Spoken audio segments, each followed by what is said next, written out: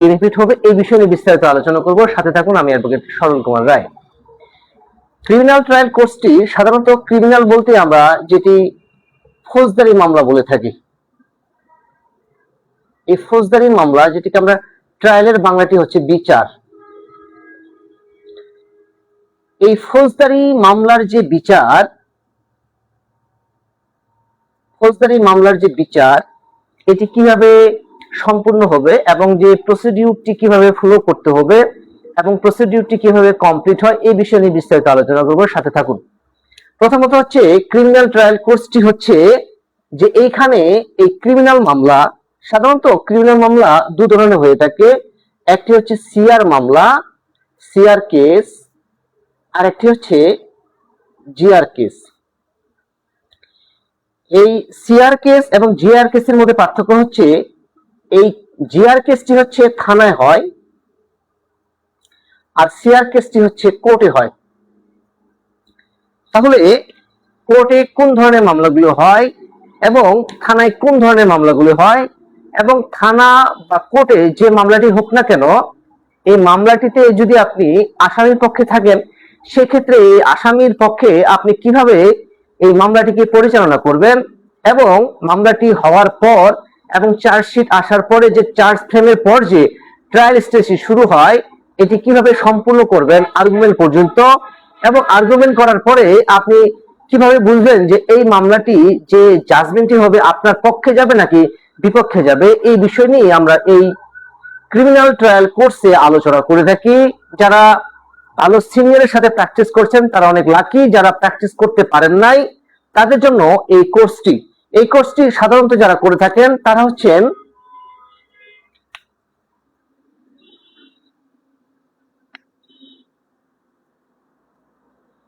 কারা কারা এই কোর্সটি করতে পারবেন এবং কাদের জন্য করা দরকার এবং এই কোর্সটি করলে আপনার কি লাভ হবে এই বিষয় নিয়ে আমরা আলোচনা করে থাকি। এই ক্রিমিনাল ট্রায়াল কোর্সটি সাধারণত এই কোর্সটি তাদের জন্য করা উচিত যারা সদ্য আইনজীবী হয়েছেন অর্থাৎ অ্যাডভোকেট হয়েছেন, এবং যারা এই ক্রিমিনাল ট্রায়াল কোর্সটি যারা সদ্য জজ কোর্টের আইনজীবী হয়েছেন, জাজ কোর্ট, আবার যারা হাইকোর্ট ডিভিশনেও আইনজীবী হয়েছেন, যারা হাইকোর্ট ডিভিশনে পারমিশন পেয়েছেন, অথবা যারা জজ কোর্টে অ্যাডভোকেট হয়েছেন, অথবা ল স্টুডেন্ট,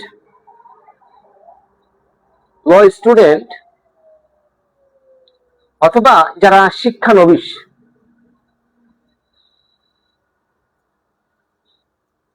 তারা এই কোর্সটি করতে পারবেন। এবং এই কোর্সটিতে যে বেসিক লেভেল ক্রিমিনাল মামলার উপর যে বেসিক লেভেল সেটা আমরা কমপ্লিট করে দিই, এবং যে ট্রায়াল স্টেজটি কিভাবে কমপ্লিট করতে হয়, কিভাবে আপনি পদক্ষেপ নেবেন এবং আপনার ক্লায়েন্ট যখন আপনার কাছে আসবে সেক্ষেত্রে এই মামলায় কিভাবে প্রতিকার দেওয়া যেতে পারে এই বিষয় নিয়ে আমরা এই ক্রিমিনাল ট্রায়াল কোর্সটি করে থাকি।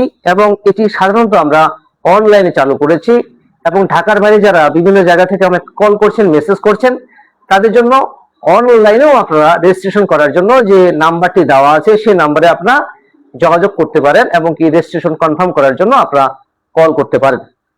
তো এই বিষয়গুলো নিয়ে আমরা আজকে আলোচনা করতেছি যে ক্রিমিনাল ট্রায়াল কোর্সটি কেন করব। আমরা একটু উদাহরণ সহকারে জেনে নিই যে ক্রিমিনাল ট্রায়াল কোর্সটি কেন আমাদের জানা দরকার বা করা দরকার। সাধারণত ধরুন যে এ এবং বি এরা দুইজন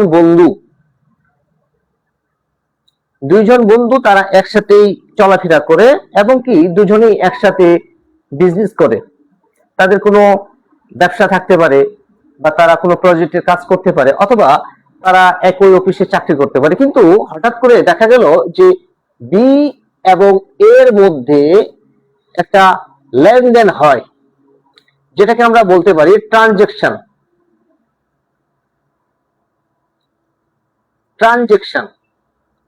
তাহলে এই ট্রানজেকশন হওয়ার কারণে ধরুন যে এ বি কে প্রায় 5 লক্ষ টাকা দিয়েছে, 5 লক্ষ টাকা ধার দিল বা দিয়েছে। কিন্তু এই যে বি কে 5 লক্ষ টাকা ধার দিল, বি সেটা সঠিক সময়ে ফেরত না দেওয়ার কারণে দুজনের মধ্যে সম্পর্ক নষ্ট হয়ে যায়। এই যে বন্ডিং, এই বন্ডিংটা তাদের নষ্ট হয়ে যাওয়ার কারণে এ বি এর বিরুদ্ধে একটা আইনগত ব্যবস্থা নেওয়ার জন্য লিগ্যাল নোটিশ প্রদান করে। ধরেন যে এ বি কে একটি লিগ্যাল নোটিশ প্রেরণ করলো। আপনারা একটু মনোযোগ সহকারে শুনবেন। আসলে আমি যেটা আলোচনা করছি এটা অবশ্যই বিশ্লেষণমূলক, এবং যারা শুনছেন বা দেখছেন আশা করি তাদের জন্য এটি উপকারে আসবে। আমরা এই এ এবং বি দুজনেই বন্ধু, তারা কি করলো, তারা দুজনের মধ্যে একটা ট্রানজাকশন চালু হলো। তাহলে এ বি এর বিরুদ্ধে একটি লিগ্যাল নোটিশ দিল যে 15 দিনের মধ্যে টাকাটা যেন সে ফেরত দেয়, অন্যথায় সে কি করবে, 15 দিন ম্যান্ডেটরি দিয়েছে যে 15 দিনের মধ্যে টাকাটি ফেরত দিবে। যদি 15 দিনের মধ্যে টাকাটি ফেরত না দেয় তাহলে এ বি এর বিরুদ্ধে আইনগত ব্যবস্থা নিবে। তাহলে কিছুদিন পর দেখা গেল যে বি একটি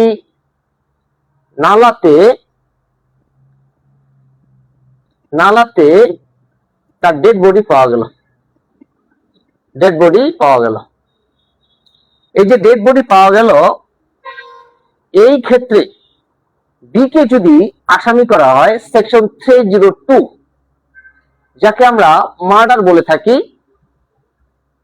তাহলে bringing allegation against the B, actually B is the accused of the case and A is victim, and A's relative or family members, parents, wife, etc. who can is bringing the allegation against the accused B. তার মানে এ যেহেতু মারা গেল, সেক্ষেত্রে তার পরিবারের যে কোনো সদস্য, মাতা পিতা, বন্ধু বান্ধব, আত্মীয় স্বজন বা প্রতিবেশী অথবা পুলিশ বাদী হয়ে একটি এফআইআর লজ করতে পারে। তাহলে এফআইআরটা লজ করবে কোথায়? আমরা অনেকে কনফিউশনে থাকে যে লজটা কি। লজ মানে হচ্ছে যে মামলাটি থানায় দায়ের করা হয় তাকে বলা হয় লজ এফআইআর। তার মানে এফআইআরটি যখন থানায় হলো, থানাতে এফআইআরটি হলো, সেক্ষেত্রে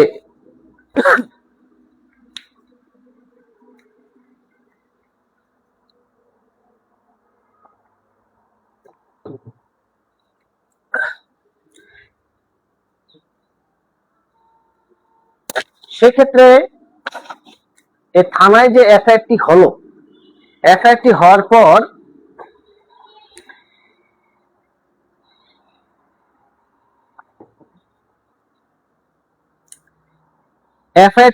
পর এখানে এই বি কে আসামি করতে পারে অথবা অজ্ঞাতনামা এই মামলাটি হতে পারে। তো সেই ক্ষেত্রে ইনভেস্টিগেশন হয়।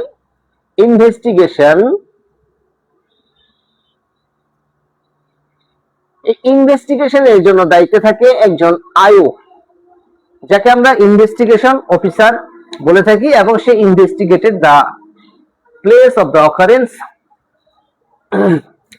তাহলে সেই ক্ষেত্রে এই যে ইনভেস্টিগেশন চালু হলো, ইনভেস্টিগেশনে যদি এই বি কে এখানে আসামি করা হয় এবং তার বিরুদ্ধে যদি সেকশন 302 এর এলিগেশনটি দিয়ে চার্জশিট সাবমিট করা হয়, এই চার্জশিট সাবমিট করা তার আগে আমরা বলে থাকি যে যখন মামলাটি হয়ে যায়, যদি এই এ বি যদি অ্যারেস্ট হয়ে যায়, সেক্ষেত্রে তাকে কিন্তু 24 আওয়ার্স এর মধ্যে এই কোর্টে প্রেরণ করা হয়, যাকে আমরা প্রোডাকশন বলে থাকি। এই প্রোডাকশনে কিন্তু রিমান্ড বাতিলের জন্য আমরা আবেদন করে থাকি। যদি আসামি পক্ষের আইনজীবী রিমান্ড বাতিলের জন্য আবেদন করে থাকে, তার সাথে জামিনের জন্য কিন্তু অ্যাপ্লিকেশনটি করে থাকে। এখন প্রশ্ন হচ্ছে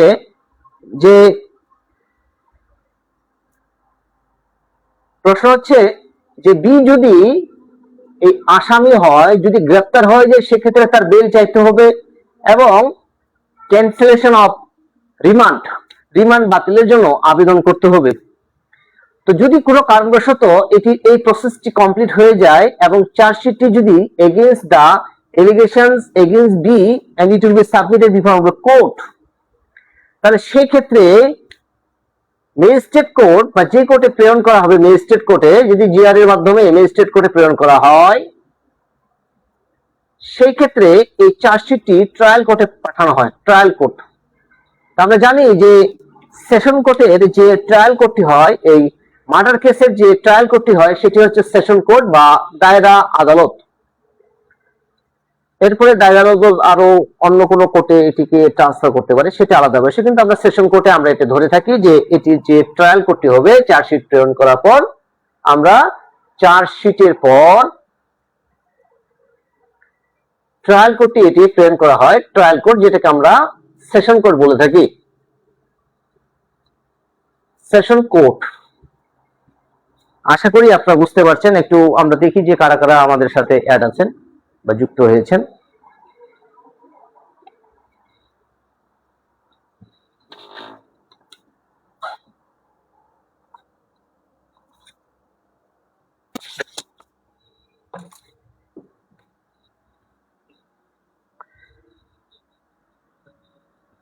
ট্রায়াল কোর্ট হিসেবে ট্রায়াল কোর্ট চলে গেল, এটা সেশন কোর্টে মামলাটা, যেহেতু এটা মামলা বিচারের জন্য চলে যাবে, তো সেই ক্ষেত্রে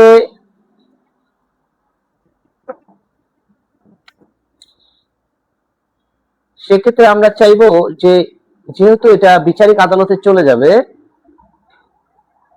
তো সেই ক্ষেত্রে এটি অবশ্যই সেশন কোর্টে মামলাটি চলে যায়। তো যদি সেশন কোর্টে মামলাটি চলে যায়, তো সেই ক্ষেত্রে তখন যে প্রসিডিউরটা শুরু হবে যে চার্জ ফ্রেম দিয়ে, তো চার্জ ফ্রেম দিয়ে যদি প্রসিডিউরটি শুরু হয়, চার্জ ফ্রেম দিয়ে যদি প্রসিডিউরটি শুরু হয়,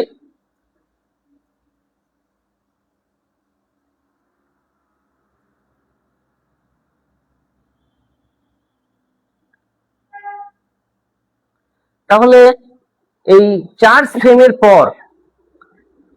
ফ্রেমের পর মামলাটি কিভাবে ট্রায়াল স্টেজটি শুরু হবে,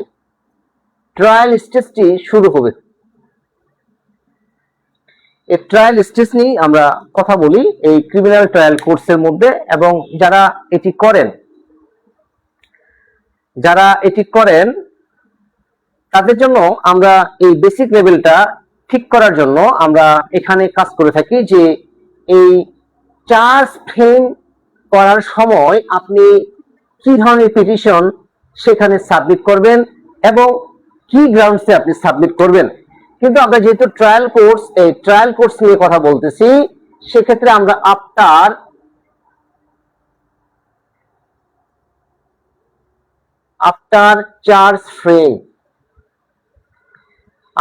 চার্জ ফ্রেম এর পর আমরা শুরু করলাম। তার মানে আমরা এই বিষয়টি এখানে আলোচনা করব যে যখন এই সাক্ষী যারা সাক্ষী রয়েছে তাদেরকে কিভাবে কল করবে আদালত, এবং তারা যখন জবানবন্দি দিবে সেটাকে কিভাবে জেরা করতে হবে, এবং জেরার পর 342 যদি থাকে, সেকশন 342 সিআরপিসি, তারপরে আর্গুমেন্ট কিভাবে করা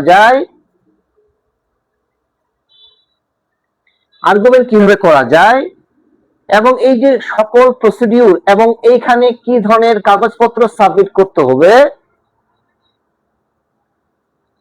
এই বিষয়গুলো নিয়ে আমরা আলোচনা করে থাকি এই ক্রিমিনাল ট্রায়াল কোর্সে। তো আশা করি এই লেকচারটি আপনাদের উপকারে আসছে, এবং যারা উপকৃত হবেন তারা এটা শেয়ারও করতে পারেন আপনি এবং আপনার পরিবারকে সচেতন করার জন্য, এবং যারা ল স্টুডেন্ট রয়েছেন তাদের জন্য, যারা শিক্ষানবিশ তাদের জন্য, এবং যারা অ্যাডভোকেট হয়েছেন জজ কোর্ট এবং হাইকোর্ট ডিভিশনে, তারাও এটি করবে, নিজের যে বেসিক লেভেলটা সেটা আপনারা স্ট্রং করে দিতে পারেন। তো এটি হচ্ছে আমাদের ট্রায়াল কোর্সের উদ্দেশ্য। আশা করি আমাদের এই লেকচারটি আপনাদের উপকারে আসবে, এবং আমরা এইভাবে এখানে আমরা চেষ্টা করি যাতে আপনাদের বেসিক লেভেলটা আরো শক্তিশালী হয়, এবং এই বেসিক লেভেলটা শক্তিশালী করার জন্য অবশ্যই আপনাকে এই ধরনের কোর্সগুলো যদি করে থাকেন তাহলে সেটি কি অবশ্যই আপনার জন্য হেল্পফুল হবে। কারণ অনেকের জন্য এই ভালো সিনিয়রের সাথে প্র্যাকটিস করা অনেকটা কঠিন হয়ে যায়।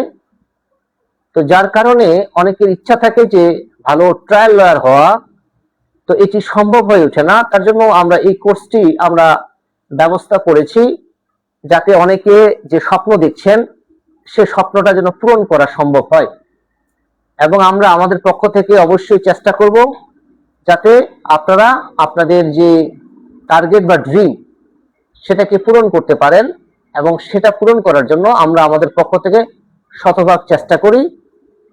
এখানে যে বিষয়গুলো আমাদের মনে রাখতে হবে যে শুধু বেইল করা মানেই আপনি ক্রিমিনালে দক্ষতা অর্জন করলেন না। বেইল করার পর থেকে শুরু হবে আপনার দক্ষতা। আপনি কতটা দক্ষ এবং আপনি কতটা আইন জানেন বা আইনের যে প্রসিডিউর গুলো বুঝেন, এই বিষয়টি আপনি তখনই প্রকাশ করতে পারবেন যখন আপনি ট্রায়ালটা সুন্দরভাবে করতে পারবেন, এবং এই ট্রায়াল করার পর ক্লায়েন্ট আপনার খুশি হয়ে পরবর্তীতে আরো মামলা রেফার করবে। যেহেতু গতকালকে আমি একটা শুনানি করেছিলাম ভূমি অপরাধ আইনে, ভূমি অপরাধ 2023 সালের ভূমি অপরাধ প্রতিরোধ ও প্রতিকার আইন, এবং সেটি শুনানি করার পর কোর্ট অ্যাপ্রিসিয়েট করেন, তার সাথে যারা সেখানে ছিলেন কোর্টে তারাও, এবং বের হওয়ার পরে ক্লায়েন্ট এবং ক্লায়েন্টের অন্য আরো কিছু মানুষ ক্লায়েন্ট যারা বিভিন্ন মামলার জন্য আসছিলেন, তো তারাও আমাকে অনেক অ্যাপ্রিসিয়েট করেছেন যে ভালো হয়েছে হিয়ারিং। তো ভালো হিয়ারিং করার ক্ষেত্রে অনেকে মনে করেন যে ভালো হিয়ারিং করব কিভাবে। এই যে ভালো হিয়ারিং করা, এই হিয়ারিং করা মানে কি কোর্টে শুধু কথা বলা? না, কোর্টে কথা বলা মানে হচ্ছে অনেক কিছু চলে আসে এখানে। আমরা এই বিষয় নিয়ে আরেকটু আলোচনা করব, আপনারা সাথে থাকেন। আর যারা আমাকে লাইভ দেখছেন বা শুনছেন তাদের প্রতি ভালোবাসা রইল, এবং আপনারা এইভাবে আমাকে সাপোর্ট করবেন। আপনাদের ভালোবাসা নিয়ে আমরা সামনের দিকে যাব। সরল একাডেমি থেকে আমরা এই ক্রিমিনাল ট্রায়াল কোর্সটি আমরা চালু করেছি, এবং এটি অনলাইনে। যারা এই কোর্সে যুক্ত হতে চান তারা অবশ্যই নিম্নে নাম্বার দেওয়া আছে, সেই নাম্বারে আপনারা যোগাযোগ করে আপনাদের রেজিস্ট্রেশন আপনারা কনফার্ম করতে পারেন। তো আমরা এই নিয়ে আরো আলোচনা করব। তো আপনারা একটু দেখেন, বুঝেন যে হিয়ারিং করার ক্ষেত্রে কি বিষয়গুলো আমাদের মনে রাখতে হবে, মনে রাখা, অথবা কি ধরনের যুক্তি উপস্থাপন করা এবং কি কাগজগুলো দাখিল করা, কাগজপত্রগুলো যেটাকে আমরা দলিল বলে থাকি, যেটাকে আমরা সাক্ষ্য প্রমাণ বলে থাকি।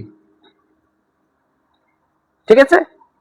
তো এই বিষয়গুলো আপনারা দেখেন, আমরা আরো বিস্তারিত আলোচনা করবো, সাথে থাকুন।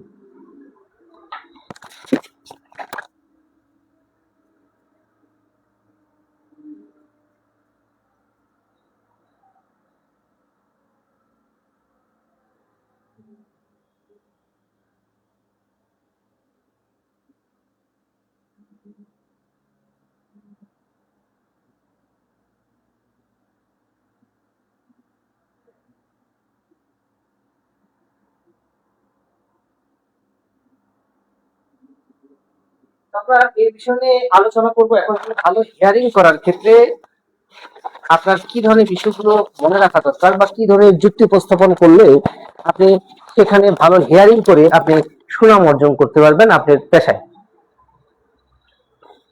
প্রথমটি হচ্ছে যে এর জন্য আপনাকে আইন জানতে হবে।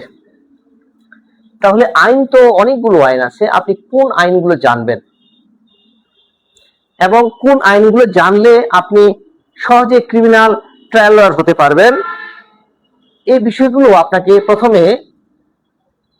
আপনাকে এই প্রথমে আপনাকে জানতে হবে যে ক্রিমিনাল ট্রায়াল হওয়ার ক্ষেত্রে কি কি আইন জানা দরকার এবং এই আইনগুলো কিভাবে আপনি পড়বেন। তো অনেকে ধরেন যে আপনি একটা যে মামলা পাবেন, ধরুন যে সেটা মার্ডার মামলা হতে পারে, অথবা সেটি নারী শিশু নির্যাতন দমন, অথবা 420-এ হতে পারে মামলা, অথবা চুরি অথবা ডাকাতি করার প্রস্তুতি 499 ধারাটি চলে আসে, 399।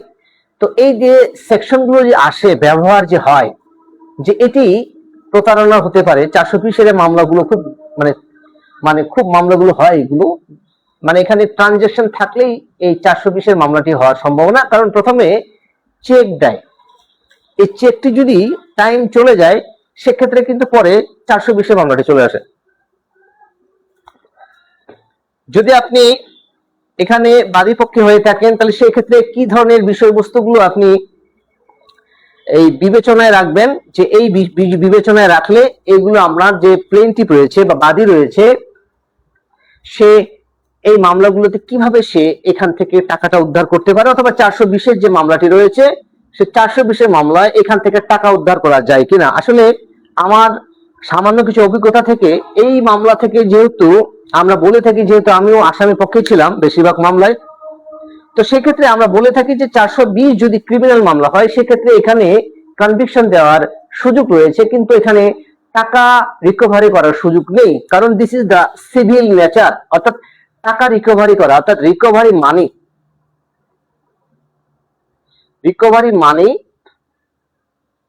দিস ইজ দ্য সিভিল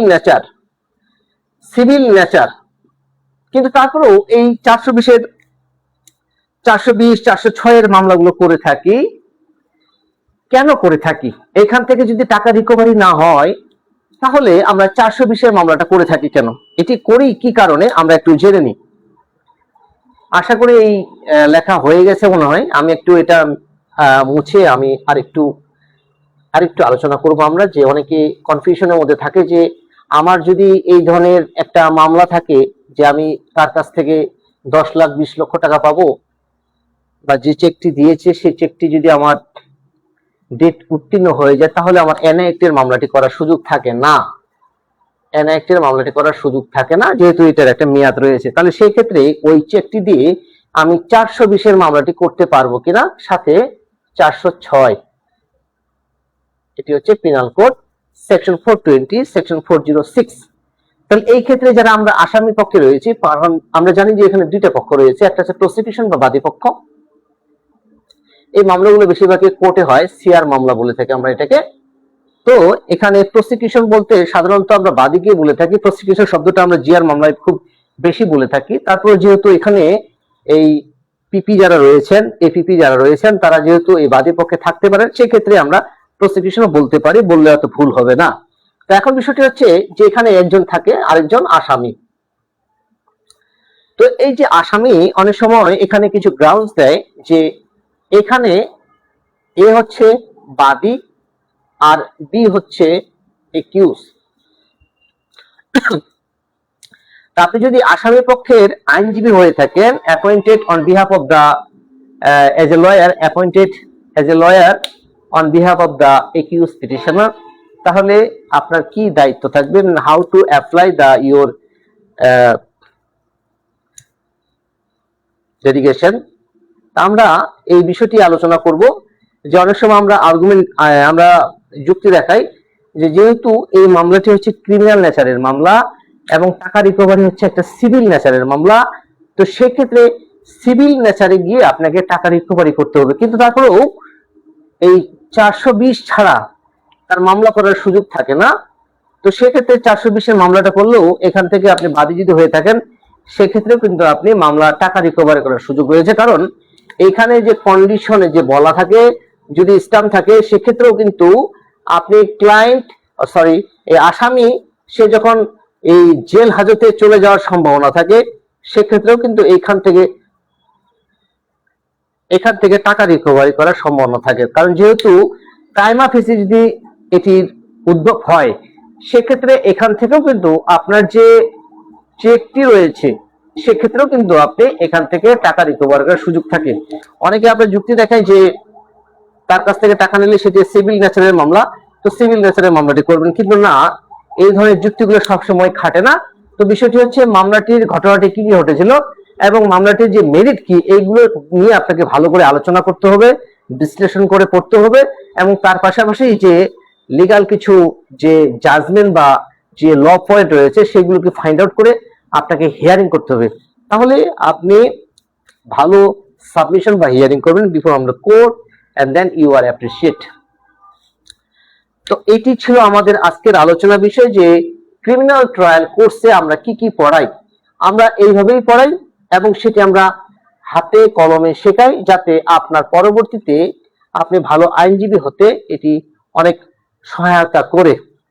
তাহলে আমরা আজকে আলোচনা করলাম যে ক্রিমিনাল ট্রায়াল কোর্স এটি কেন আমাদের করা দরকার। এটি যারা ল স্টুডেন্ট রয়েছেন তারা পড়তে পারেন,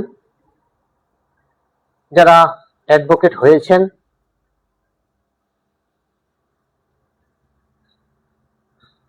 অ্যাডভোকেট জজ কোর্ট হতে পারে, আবার হাইকোর্ট ডিভিশনে প্র্যাকটিস করতে পারেন, তাদের ক্ষেত্রেও এই কোর্সটি খুব গুরুত্বপূর্ণ ভূমিকা রাখবে। আরেকটি বিষয় হচ্ছে যারা কোর্টে এখনো সিনিয়রের সাথে আছেন বাট শিক্ষানবিশ, যারা জুনিয়রশিপ এখনো পড়ছেন, তাদের ক্ষেত্রেও এই কোর্সটি প্রযোজ্য, আপনারা ভর্তি হতে পারেন।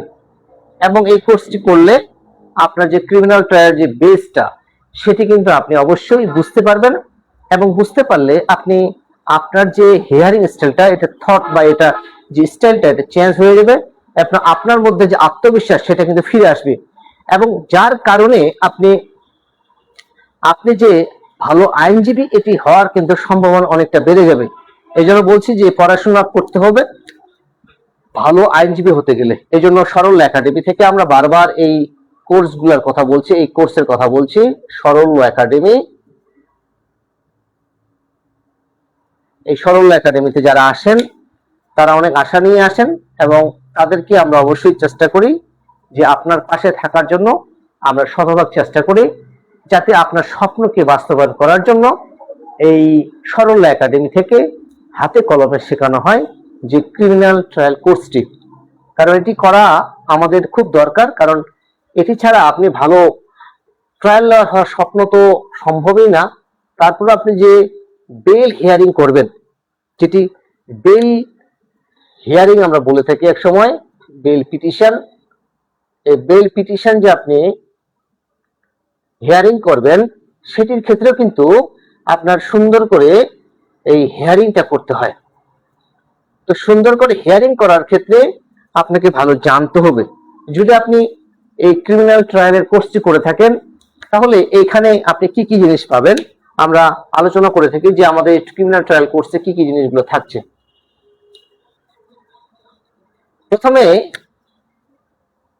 GR case, CR case, FIR, এজাহার, পুলিশ ফরওয়ার্ডিং, তারপর সিজার লিস্ট,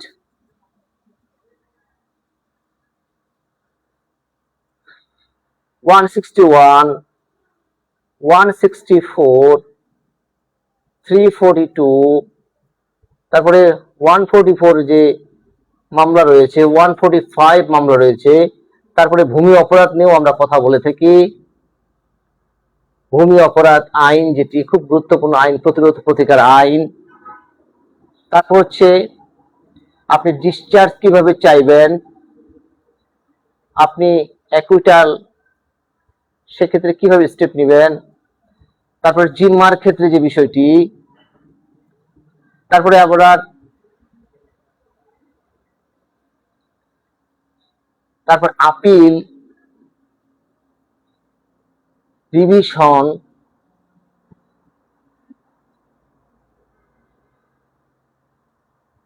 তারপর হচ্ছে সিআর মিস যে কেস করে থাকি যেটা আমরা সেশন কোর্টে।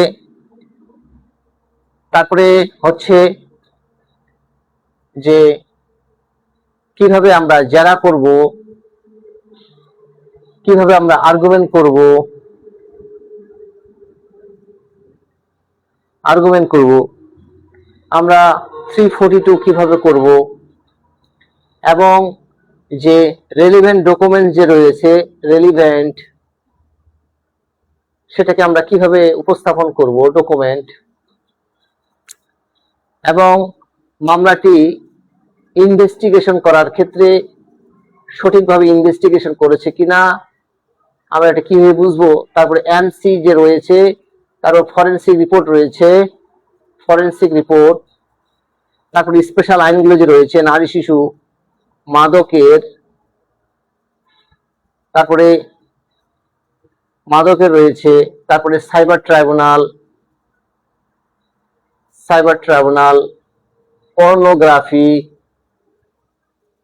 পর্নোগ্রাফি, এই আইনগুলো আমরা আলোচনা করে থাকি। তার মানে কোন আইনে কিভাবে আপনি ড্রাফটিং করবেন এবং কি ড্রাফটিং কিভাবে করবেন, ড্রাফটিং এ কি ধরনের পয়েন্টগুলো আপনি দিবেন,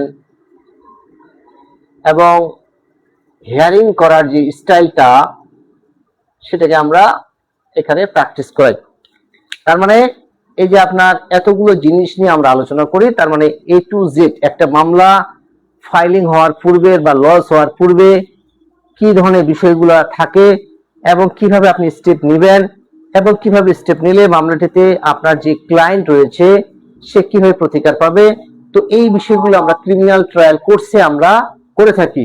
তো অনেকে বলছেন যে অফলাইনে করতে চান, অনেকে আমাকে একজন মিরপুর থেকে বলেছিলেন, একজন অ্যাডভোকেট, যে উনি হাইকোর্ট ডিভিশনে হয়েছেন মনে 22 সালে, তো বলেছেন যে উনি হাইকোর্ট ডিভিশনে প্র্যাকটিস করেন, যে অনলাইনে উনি এই ক্রিমিনাল ট্রায়াল কোর্সটি করতে চান না, উনি অফলাইনে করতে চান। সেক্ষেত্রে আমরা একটা ব্যাচ যখন তৈরি হয়ে যাবে অবশ্যই আপনি আসতে পারেন, আমাদের সাথে যোগাযোগ করতে পারেন।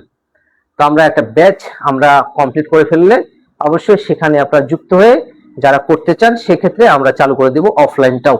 তবে অফলাইনে হলে সব থেকে ভালো হয়, কারণ কিন্তু যারা ঢাকার বাইরে আছেন, অনেকে সিলেট থেকেও কল দিচ্ছেন, বিভিন্ন জায়গা থেকে কল দিচ্ছেন আমাকে, তো সেক্ষেত্রে তাদের জন্য অনলাইনের কোর্সটিও চালু রয়েছে। কারণ অফলাইনের জন্য যে যে মানে যে প্র্যাকটিস করার যে হিয়ারিং স্টাইলটি করার যে বিষয়গুলো, সেটা প্রয়োজনে আমরা হয়তো 2 দিন আমরা এই কোর্ট প্র্যাকটিস যে হাতে নাতে যেটা শেখানো হয় অফলাইনে যারা করে থাকেন, আমরা 2টি কোর্স চালু করেছি। আশা করি আপনাদের এটা লেখা হয়ে গেছে, মানে আমরা কি কি শেখাই বা কি কি পড়াই। এবং এই ক্রিমিনাল ট্রায়ালে আমরা ড্রাফটিং থেকে শুরু করে ড্রাফটিং কিভাবে কি পয়েন্টগুলো থাকতে হবে, এবং যে বেল হিয়ারিং এর যে বিষয়গুলো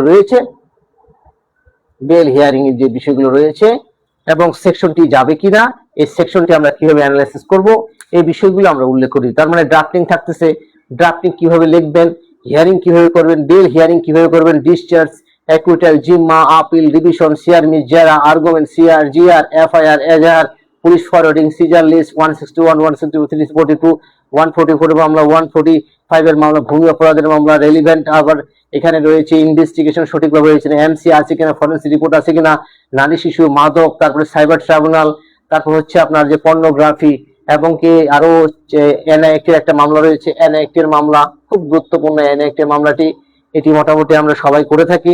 হ্যাঁ, আবার এই টাইম পিটিশনে আপনি টাইম পাবেন কিনা, আবার সাক্ষীকে রিকল করা, যে আমরা সাক্ষীকে রিকল করার জন্য যে বিষয়টি রয়েছে রিকল করা, এটাও আমরা এই বিষয়গুলো নিয়ে আমরা এখানে আলোচনা করে থাকি এবং হাতে কলমে শেখাই, যাতে আপনার পরবর্তীতে ক্রিমিনাল ট্রায়াল মামলাগুলো পরিচালনা করতে কোনো সমস্যা না হয়। কারণ আপনার কাছে কোন মামলাটি আসবে আপনি নিজেও জানেন না, এই জন্য আপনাকে অবশ্যই এই ধরনের যদি ক্রিমিনাল মামলাগুলো করতে চান সেক্ষেত্রে অবশ্যই আপনাকে এই ধরনের ফরম্যাটে যেতে হবে। তার মানে ক্রিমিনাল ট্রায়াল কোর্স শুধু অ্যাজ ইউজুয়াল একটা কোর্স না, এটি স্পেশাল একটি কোর্স, এবং এই কোর্সের মাধ্যমে আপনার যে যতই ফাউন্ডেশন দুর্বল হোক না কেন সেটিকে স্ট্রং করার জন্য আমরা আমাদের প্রতিষ্ঠানের পক্ষ থেকে শতভাগ চেষ্টা করি। এই জন্য সরল ল একাডেমিতে আপনারা যুক্ত হতে পারেন, এবং সরল ল একাডেমিতে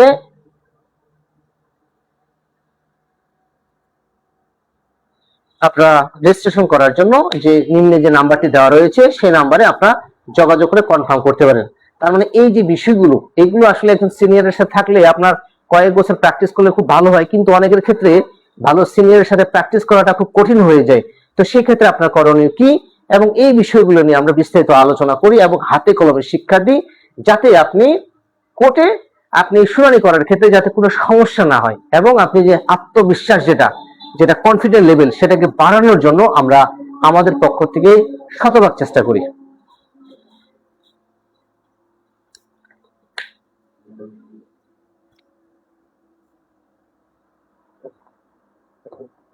তো আশা করি আপনারা আমাদের যে লেকচারটি আছে এই লেকচারটি মনে হয় আপনাদের কাছে অনেকটা ক্লিয়ার হয়ে গেছে। তবে যারা যুক্ত হতে চান আমাদের এই কোর্সে তাদের জন্য যে বিষয়গুলো হচ্ছে আমরা কিভাবে চিনি, আমরা এবার একটু কোর্স নিয়ে বলবো যে এই কোর্সের ফি কত। এই কোর্সের ফি হচ্ছে, এই কোর্সের ফি আমরা প্রথমে এই ট্রায়াল কোর্সটা নিয়ে আলোচনা করি যে আমরা আরেকটু যে ট্রায়াল কোর্সে ফি কত এবং আমরা যেগুলো শিখাইলাম যে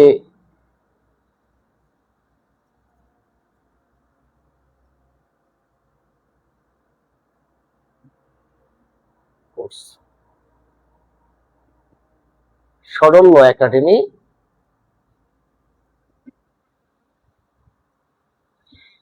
ক্রিমিনাল ট্রায়াল কোর্সের যে ফিটা হচ্ছে এটি হচ্ছে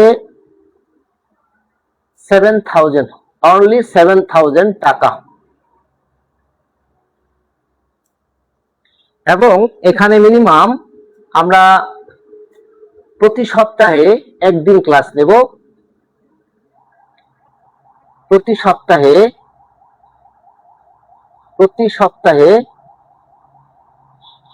সপ্তাহে একদিন ক্লাস থাকবে এবং এই ক্লাসটি আমরা নিয়ে থাকি শনিবার বা শুক্রবার, শনিবার অথবা শুক্রবার। এটি সকাল 10টা থেকে শুরু হয়, 10টা থেকে 12টা পর্যন্ত 2 ঘন্টা ক্লাস, মোট 2 ঘন্টা ক্লাস, 2 ঘন্টা ক্লাস। এবং এই কোর্স 7,000 টাকা ফি। শনিবার বা শুক্রবার আমরা নিয়ে থাকি 10টা থেকে সকাল 10টা থেকে সকাল 12টা পর্যন্ত এবং প্রতি সপ্তাহে, এবং এটি হচ্ছে 3 মাসের, তার মানে 3 4 12টি ক্লাস। আমরা এখানে 12টি ক্লাস নিয়ে থাকি, 12টি ক্লাস 4টি করে পড়ে 3 মাসে 12টি হয়। এখানে আমরা এক্সট্রা ক্লাস 1 থেকে 2টা আসে, মোটামুটি 14 থেকে 15টি ক্লাস আছে, টোটাল 15টির মতো ক্লাস হয়। এই 3 মাসে 15টির মতো ক্লাস হয়, প্রতি সপ্তাহে একদিন ক্লাস হয় এবং সেটি শুক্রবার এবং শনিবার। এই দুদিনের মধ্যে যে কোনো একদিন পড়তে পারে আপনার ব্যাচটি, এবং সকাল 10টা থেকে 12টা পর্যন্ত 2 ঘন্টা। এবং এটার কোর্স ফি হচ্ছে 7,000 টাকা, 7,000 অনলি টাকা। এবং 12টি ক্লাস হয়, নিট ক্লাসে 12টি, এক্সট্রা আমরা 2 থেকে 3টে ক্লাস নিই। সেটা হচ্ছে কোর্ট ভিজিটের ক্ষেত্রে এবং কোর্টে কিভাবে শুনানি হয়। এবং যেদিন আমার এই মামলার শুনানি থাকবে সেদিন আপনারা থাকবেন সকাল থেকে একদম বিকাল 4টা পর্যন্ত, কিভাবে শুনানি হয়, কিভাবে শুনানি করতে হয়। এবং অনেকে যারা আইনজীবী হয়েছেন তারা এইভাবে শিখলেন বা দেখলেন, এবং কিভাবে পিটিশনটা লিখতে হয়, কিভাবে উপস্থাপন করতে হয়, এবং কি কি, যেহেতু কোর্টে সব থেকে যে বিষয়টা, আমরা কোর্টে অনেক কিছু বলতে চাই, কোর্টে আমাদের অনেক কিছু বলতে চাই, কোর্টে অনেক কথা আমরা হিয়ারিং করার ক্ষেত্রে যে আমাদের ভুলটা হয়, আশা করি এটি লেখা হয়ে গেছে, আমি একটু মুছে দিই, আমরা আরেকটু আলোচনা করব। কোর্টে হিয়ারিং করার যে খারাপ বিষয়গুলো, সেটা কোর্টে যখন আপনি হিয়ারিং করবেন তো সেক্ষেত্রে আপনার হিয়ারিংটা খারাপ হয় কেন? দুটি কারণে হয়। একটি হচ্ছে আপনার আত্মবিশ্বাস, আপনি আত্মবিশ্বাস থাকে না আপনার। 2 নম্বর হচ্ছে আপনি আইনটা জানেন না, মানে নো অ্যাপ্লিকেবল ল, আপনি আইনটাকে প্রয়োগ করতে পারেন না। 3 নম্বর হচ্ছে যে সময়টি হচ্ছে শর্ট টাইম, তার মানে প্রথমটা হচ্ছে আপনি আইন জানেন না, 2 নম্বর হচ্ছে আপনি টাইমটা সম্পর্কে আপনি জানেন না, যে আপনি 2 মিনিট শুনানি করবেন না 5 মিনিট না 10 মিনিট। কোর্টের মুড অথবা কোর্টের পরিবেশ দেখে, এনভায়রনমেন্ট দেখে আপনাকে বুঝতে হবে যে আমি কতটুকু শুনানি করব, কতটুকু সময় শুনানি করব। যদি আপনি এটা বুঝতে না পারেন, এই দুইটা যদি বিষয় আপনি যদি না মিলাতে পারেন, তাহলে সেই ক্ষেত্রে আত্মবিশ্বাস আপনার মানে দুর্বল হয়ে যায়, যার কারণে আপনি আতঙ্কে থাকেন। এবং কোর্ট যদি প্রশ্ন করে ফেলে আপনাকে, কোর্ট প্রশ্ন করতে পারে যে কেন এটা করব। আবার এখানে রয়েছে অপোজিট পার্টি, সে বিরোধিতা করতে পারে। মানে আপনি যদি আইনজীবী হয়ে থাকেন, তাহলে বাদীপক্ষের আইনজীবী আপনার বিরুদ্ধে বিরোধিতা করতে পারে। আপনার যদি বাদীপক্ষের আইনজীবী হয়ে থাকেন, সেক্ষেত্রে আসামি পক্ষের আইনজীবী হয়তো বেইলের জন্য আবেদন করতে পারে। আপনি কিভাবে সেটা মানে ভেটো দিবেন বা সেটা আপনি বাতিল চাইবেন, এই বিষয়গুলো নিয়ে যে আপনাকে যে টাইমিং যে ফিক্স করতে হবে, এটি সম্পর্কে আমরা সুন্দর করে বুঝাই দিই এবং হাতে কলমে শেখাই, যাতে ক্রিমিনাল ট্রায়াল কোর্সটি আপনার জন্য খুব দ্রুত আপনি বুঝতে পারেন। অনেকে স্বপ্ন দেখছেন যে আমি ক্রিমিনাল ভালো ট্রায়াল লয়ার হতে চাই, কিন্তু ক্রিমিনাল ট্রায়াল লয়ার হওয়ার ক্ষেত্রে আপনাকে ক্রিমিনাল ট্রায়াল সম্পর্কে ভালো বুঝতে হবে। তো এটি হচ্ছে ভালো সিনিয়রের সাথে দীর্ঘদিন যদি প্র্যাকটিস করেন সেই ক্ষেত্রে, অথবা যদি সরল ল একাডেমিতে আসেন, তাহলে এই কোর্সটি করলেও আপনি কিন্তু সেখান থেকে আপনি বেনিফিটেড হবেন। আমার বিশ্বাস যারা আসছেন তারা নিরাশ হয় নাই, আপনি আসলে আপনিও নিরাশ হবেন না। কারণ আমরা এখানে চাই যে অনেক মেধাবী আইনজীবী বের হোক, তারা সমাজের জন্য এবং দেশের জন্য কিছু করুক। যখন জ্ঞানীর পরিমাণটা বাড়বে, তখনই কিন্তু আমাদের সমাজ এবং দেশ আরো উন্নয়নের দিকে যাবে। তো দিন দিন আরো অনেক চ্যালেঞ্জিং হয়ে যাচ্ছে সেই পেশাটি। তো সেই ক্ষেত্রে আপনি যদি না জানেন, তাহলে আপনার জন্য কিন্তু এই আইনজীবী হওয়ার পর আপনি যদি ভালো হিয়ারিং না করতে পারেন, ভালো যদি জেরা না করতে পারেন, ভালো আর্গুমেন্ট যদি না করতে পারেন, সাধারণত কয়েকটা পয়েন্ট এখানে আমরা যদি নিয়ে আলোচনা করি, পয়েন্টগুলো চলে আসছে যে কি কি পয়েন্ট। আপনি যে ক্রিমিনাল ট্রায়াল হবেন, ক্রিমিনাল ট্রায়াল যে করবেন বা ক্রিমিনাল ট্রায়ালার হবেন, যে অনেকে বলে যে ক্রিমিনাল ট্রায়াল লয়ার হবেন, কিন্তু ক্রিমিনাল ট্রায়াল লয়ার হওয়ার ক্ষেত্রে যে পরিমাণ পরিশ্রম করতে হবে এবং সময় দিতে হবে, এটা অনেকে দিতে চায় না। কারণ জীবনে কোনো কিছুই এই এমনিতে আসে না, আপনাকে মানে আস্তে আস্তে করে বড় হতে হয়েছে। তো প্রথমটা হচ্ছে ক্রিমিনাল ট্রায়াল লয়ার হতে গেলে আপনাকে পরিশ্রম করতে হবে, অনেক হার্ড ওয়ার্কার। এখানে শর্টকাট বলতে কিছু নাই, হার্ড ওয়ার্ক। তো এই হার্ড ওয়ার্ক থাকতে হবে, আপনাকে প্যাশন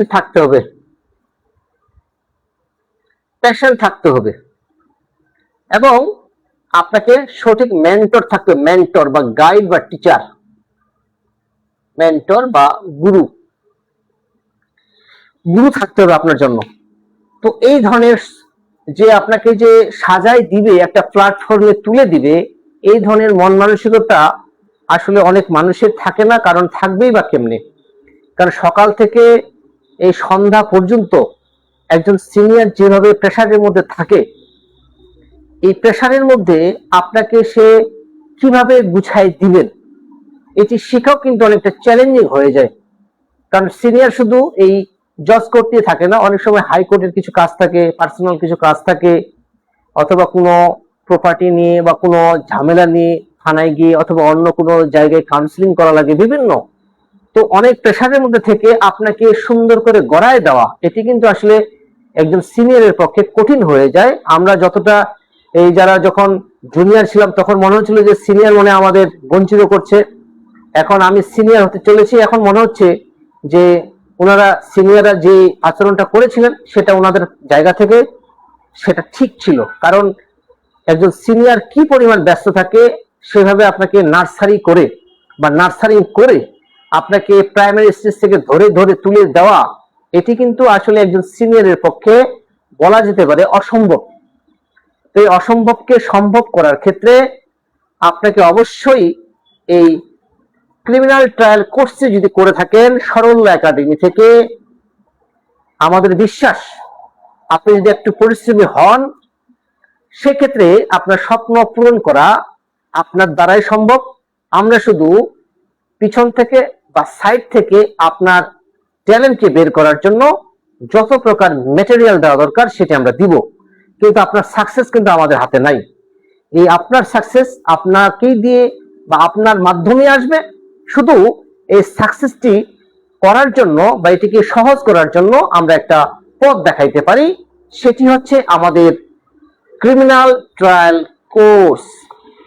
সরল একাডেমিতে অনলি 7,000 টাকা, মোট 12টি নিট ক্লাস, এক্সট্রা আমরা 2 থেকে 3টা ক্লাস নিয়ে থাকি, যেটি আমরা যারা অফলাইনে আমরা এখানে আলোচনা করে দেখি যে আমরা কিভাবে কয় ধরনের আমরা কোর্স করে থাকি। এখানে এই ট্রায়াল কোর্সটা আমরা দুইভাবে নিয়ে থাকি, একটা হচ্ছে অফলাইন, একটা হচ্ছে অফলাইনে করে থাকি আমরা অফলাইন, আর এটা হচ্ছে অনলাইন। তো অফলাইনে করতে পারেন, অনলাইনে করতে পারেন। যারা অফলাইনে করেন তাদের জন্য এটা ভালো, যারা অনলাইনে করে থাকেন তাদের জন্য ভালো। দূর থেকে আপনি কোর্সটা করতে পারতেছেন, বাড়ি থেকে রুম থেকে কোর্সটি করতে পারতেছেন। এবং 2 দিন আমরা ওয়ার্কশপের জন্য আমরা তাদেরকে কোর্টে ডাকি এবং হাতে নাতে 2 দিন আমরা তাদেরকে বলি যে 2 দিন অন্তত সময় দিতে হবে, যাতে আপনি বাস্তবে দেখতে পারেন যে কোনটি এফআইআর, কোনটি এজাহার, কোনটি পুলিশ ফরওয়ার্ডিং, জব্দ তালিকা কোনটি, এমএ, তারপরে এমসি কোনটি, ফরেন্সিক রিপোর্ট কি, সিডি কি, তারপরে 342 কি, জবানবন্দি কিভাবে নেয়, তারপর জবানবন্দি নেওয়ার পরে জেরা কিভাবে করে, আর্গুমেন্ট কিভাবে, 342 কেন নেওয়া হয় না, তারপরে সাক্ষী যদি একবার দিয়ে দেয় সেদিন যদি জেরা না করা যায় বা আপনি না থাকেন সেক্ষেত্রে জুনিয়র সময় নিলে রিকল কিভাবে করবেন, রিকল করলে আপনার জন্য পজিটিভ না পজিটিভ না, এই বিষয়গুলো আমরা করি। অনেক সময় আমরা ডিক্লাইন বলে দিই যে এই সাক্ষীতে আমরা ডিক্লাইন করে দিলাম, ডিক্লাইনটা কি, এবং 144 এর যে মামলাটি রয়েছে, 145 এর যে একটি মামলা রয়েছে, সেগুলো নিয়ে আমরা আলোচনা করি। ভূমি অপরাধ নতুন একটি আইন আসছে, ক্রিমিনাল মামলা, এটি স্পেশাল একটা ল, যে 2023 সালে যে আইনটি আসে ভূমি অপরাধ প্রতিরোধ ও প্রতিকার আইন, এই আইনটি নিয়ে আমরা আলোচনা করি। যে সিভিল নেচার গুলো এখন ক্রিমিনালে চলে আসছে, সম্পত্তি দখল পুনরুদ্ধারের বা জালিয়াতি যদি করে থাকে কেউ, সিটি জরিপ বা কোনো যদি পর্চা বা কোনো যদি খতিয়ান যদি জালিয়াতি করে থাকে, সেটির ক্ষেত্রে কিন্তু আপনি এই ভূমি অপরাধ প্রতিরোধ ও প্রতিকার আইনের মধ্যে আসতে পারেন। তো এই বিষয়গুলো নিয়ে আমরা আলোচনা করে থাকি এই ক্রিমিনাল ট্রায়াল কোর্সের মধ্যে। তার ফি হচ্ছে 7,000 অনলি টাকা। তো অফলাইন থাকছে একটা, অনলাইন থাকছে। যারা মনে করেন যে আপনার এই কোর্সটি খুব করা দরকার, সেক্ষেত্রে আপনারা যোগাযোগ করতে পারেন। আমাদের একটা ব্যাচ আকারে আমরা তৈরি হয়ে গেলে আবার নতুন একটি ব্যাচ আমরা সেখানে আপনাকে আমরা অ্যাড করে দেব। তো ক্লাসটি হবে শুক্রবার এবং শনিবার। শুক্রবার আর শনিবার, শনিবার এটি সকাল 10টা থেকে 12টা, 2 ঘন্টা পর্যন্ত সময়। এই 2 ঘন্টায় আমরা হাতে নাতে আপনাকে শেখাবো কোন কাগজটি কি, কোনভাবে সেটিং করতে, কোনভাবে পড়তে হয়, এবং একটি মামলা আপনি 5 মিনিটের মধ্যে পড়ে কিভাবে আপনি শুনানি করে চলে আসতে পারেন, এবং একটি মামলা আপনি ফাইলের সাথে সাথে পেলে আপনি আধা ঘন্টা বা 1 ঘন্টার মধ্যে কিভাবে আপনি জেরাটা করে আসতে পারেন। এই বিষয়গুলো নিয়ে আমরা বিস্তারিত আলোচনা করব, হাতে কলমে আপনাকে শেখাবো। তো এই ছিল আমাদের আজকের আলোচনার বিষয়। আশা করি আমার এই লেকচারটি আপনাদের কাছে ভালো লাগবে বা ভালো লাগছে। যদি লেগে থাকে তাহলে আপনি আপনার পরিবারকে সচেতন করার জন্য এটিকে শেয়ারও করতে পারেন এবং এই লিঙ্কটি তারা পাঠাতে পারেন। তো এই ছিল আমাদের, এবং কি আমাদের একটি ইউটিউব চ্যানেল রয়েছে সরল একাডেমি, এই নামই রয়েছে, হ্যাঁ, এবং পেজও রয়েছে সরল একাডেমি। এখানে আপনারা এসে এই লেকচারগুলো পেতে পারেন এবং ফ্রি এটা আপনারা দেখতে পারেন। তো এই ছিল আজকের আলোচনার বিষয়। আপনাদের সকলের প্রতি ভালোবাসা রেখে এবং যারা যুক্ত হয়েছেন তাদের সকলের প্রতি কৃতজ্ঞতা স্বীকার করে এখানে শেষ করছি। আমি advocate Saral Kumar Roy, Supreme Court Bangladesh, founder and director of Saral Academy. Thank you very much. নমস্কার।